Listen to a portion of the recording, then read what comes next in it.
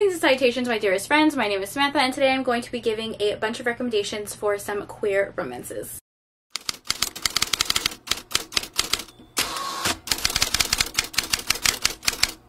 Hello, how are you? Welcome or welcome back to my channel, and welcome back to Trope Week. It is the last day of Trope Week, guys. We did it.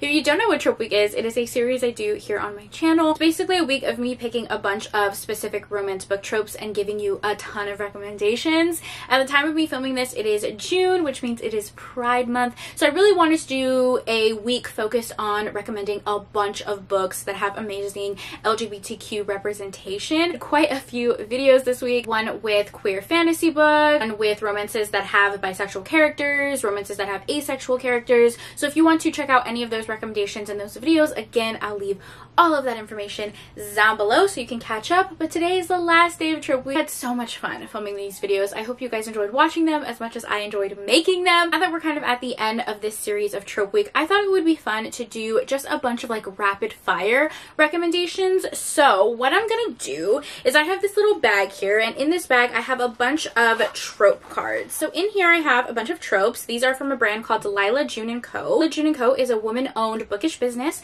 They do a ton of cool bookish merch. What they're most known for is their tarot trope cards. So it has all of these different tropes and they look like little tarot cards. And then they also have like bookish sweatshirts and designs and things like that. If you want to check them out, I'll leave their website down below. I personally don't have a code with them, but my good friend Christy over at Christy Reads a Lot does have a code. I think it's Christy10 if you want to, you know, support her and get a little discount. Anyways, I have a bunch of these trope cards. So what I'm going to do is I'm going to put them in a bag, shake them up, and then I'm going to randomly select a trope and give you recommendations. Of course, keeping with the theme, they're all going to be romances that have amazing LGBTQ representation. See how this goes, because usually I plan out my recommendation videos, so we'll see how I do under pressure. Okay, I shook it up. I'm gonna close my eyes. We'll do close-up shots of like the cards so you guys can see the trope, because Lila June & Co. has so many cute designs. I think these are from when she was selling on Etsy, so I don't know if she has like these exact designs, but she has different versions of them on her website. Okay, I'm talking too much. Let's just get into the video. Can you guys see what trope it is? Can you see? Second chance. Oh, okay. Second chance is easily one of my top 5 favorite tropes ever. I love friends to lovers and I love second chance. I have a lot of recommendations, and actually I have one right in front of me because I just was talking about this book. One of my favorite second chance romances is a male-male romance, and that is All That Has Flown Beyond by Marina Vivancos.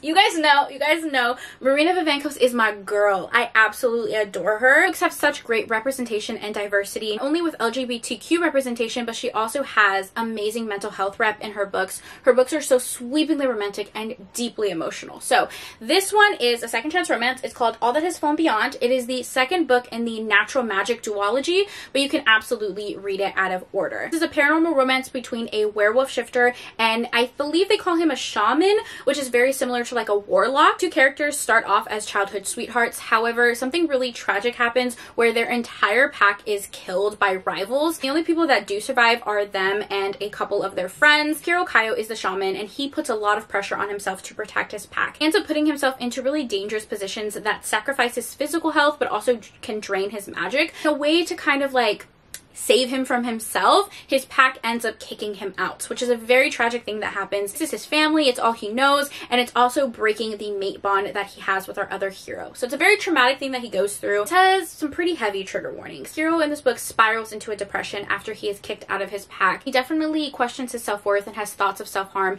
and he has to pull himself out of that dark place in this book. It's a romance, but it really is so much more than that because it follows our character's emotional journey. He ends up making a name for himself with his powerful magic, and many years later his pack calls him. People in the town are going missing and there's all this dark magic that's happening, so he ends up reconnecting with his old pack in hopes to keep them safe, but it also rekindles his romance with our other hero. So it's a second chance romance, very angsty, very emotional, but I love it so much. Another paranormal second chance romance is the Green Creek series by TJ Klune. Wolf Song and Raven Song, the first and second book in that series, are both second chance romances. The entire Green Creek series is absolutely amazing. All of them are male-male romances, and it follows the Bennett pack, which is a pack of werewolves. I really love TJ Klune's writing, but this series is just so special, so beautifully written. I highly recommend it. My Trope Week playlist, I do have a second chance romance video, so I'll leave that down below too. So check that out if you want more recs, but I'll try to keep, you know, just 1 or 2 recs per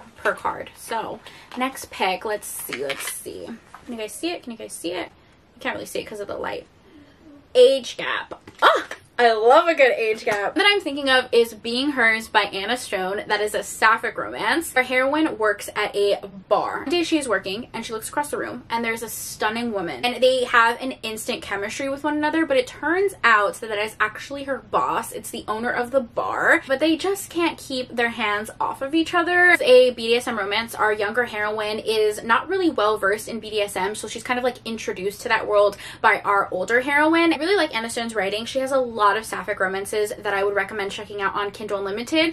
Most of them are BDSM, and if you're someone who doesn't really like that trope, I would actually recommend checking out Anna Stone specifically because she writes it so well. She's able to explain the dynamics in a way that you learn so much, but it doesn't feel like she is just info dumping everything on you. It just like seamlessly blends with the romance, so I really like that one. And another age gap that I can think of is Pretty Boy by Jet Masterson. This is a trilogy. It's called the Vanilla Baby Trilogy, and essentially it's a sugar baby, sugar zaddy romance, which I love so much. Also an Omegaverse, which I just love Omegaverse so freaking much. If you're not familiar with Omegaverse, it's essentially as if fated mates and shifter romances had a baby and it was like much more intense. People are born with a designation either alpha, beta, or omega. It's a male-male romance. It starts off by following our hero Remy, who is a broke college student. He's a broke college student. What can I say? It is a sugar baby romance. He's really struggling to find like a compatible alpha, but also struggling to pay his bills. So he goes to this agency that sets omegas up with very wealthy alphas. That is where he meets our hero Dimitri, who is an alpha. Two of them make an agreement to have like a sugar baby, sugar zaddy situation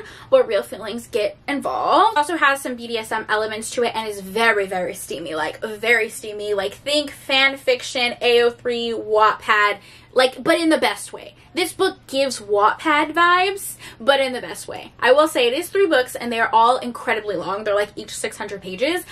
But I love them. I eat them up like candy. I don't think this book will be for everyone because it's very, very low angst. The majority of the entire series is really just focusing on the characters, connection, the steamier BDSM elements to it. There's really no like external conflict, not a lot of angst, but I love the Omegaverse dynamics. I love the BDSM dynamics. Like a sugar baby romance, this is what dreams are made of. This is what dreams are made of. Like somebody give me a billionaire alpha.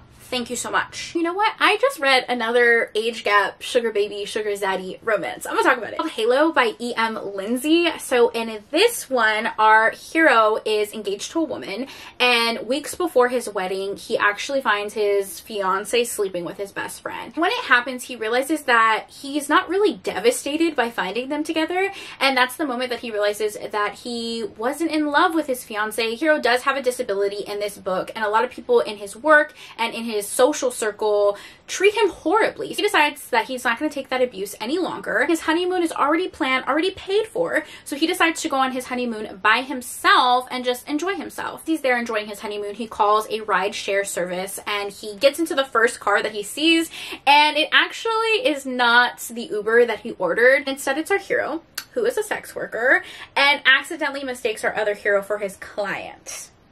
Yeah. Hilarious meeting. Okay, I'm gonna call that a meet cute. To me, that is a meet cute. I absolutely loved the beginning of this book, and once our hero discovers that our other hero is a sex worker, he ends up hiring him because they have such an intense chemistry, but of course real feelings get involved. And I really liked this one. It was very sweet, very steamy, cute age gap romance. Oh, I'm actually reading an age gap one right now. It's called Bad Wrong Things. This one was recommended to me on Kindle Unlimited in that section where like books you may like. I always click on those books because I usually do like them. And this one is called Bad Wrong Things by C.P. Harris. This is a male-male romance. It is a best friend's dad romance. Forbidden, age gap, all the things. I'm reading it right now and it's pretty good. All right, those are all my age gap recs. I probably have more, but let's move on. Let's move on to the next trope. Oh, we have 2. Okay, so we have to do both, right? First one, oh, that's funny. Single dad romance. I guess that last one would have counted, right? Because it was a best friend's dad romance. No, I have another recommendation. It's actually another Omegaverse. And that I'm thinking of is Let Me Find Your Omega by Ash Moon. The male romance, it follows our hero Cole, who is an Omega. The reason this is called like the Moonstar Dating Agency series is because he owns this dating agency. It's basically able to like read people's energy, kind of like a tarot card read, and help them find their fated mate. And you see him throughout the entire series making different matches for other couples, and this is his book. Now, although he is a matchmaker, he has completely sworn off love. One of his mentors a really long time ago told him that he would not be able to perform the same type of magic if he were to find his own fated mate. He has sworn off love and finding his own fated mate until a new alpha comes into town. That is where our hero Marcos comes in. He is a single dad who opened up a small business in town. Him and his daughter run a bakery. His daughter is actually really interested in the whole matchmaking business. So his daughter becomes a apprentice for our other hero. I love our alpha in this book. He is literally a cinnamon roll who bakes cinnamon rolls.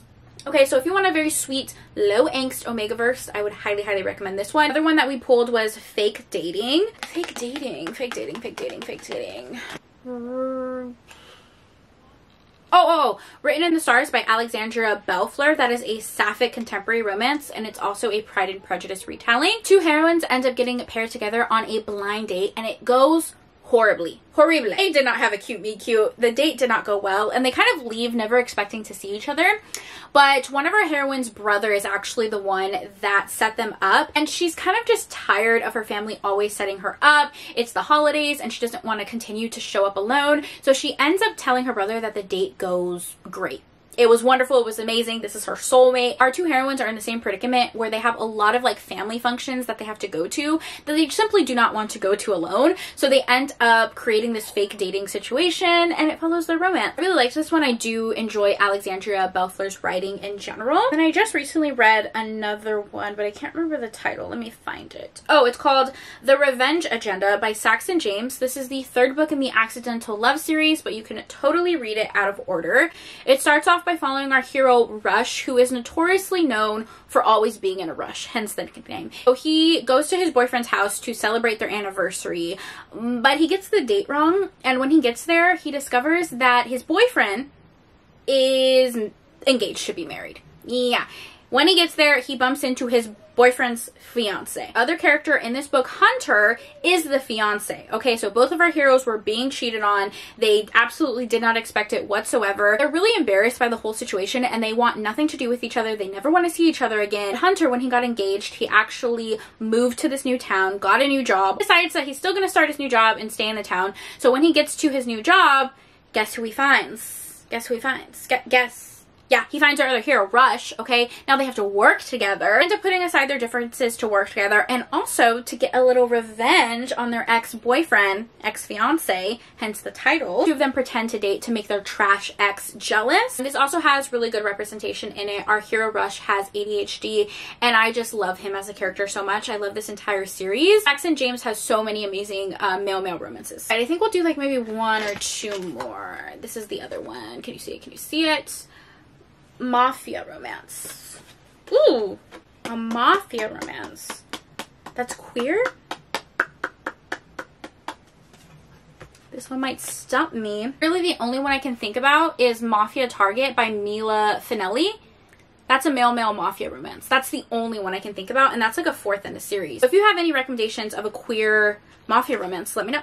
All right, next one. Can you guys see it? Can you guys see it? Single mom romance. Okay, next one.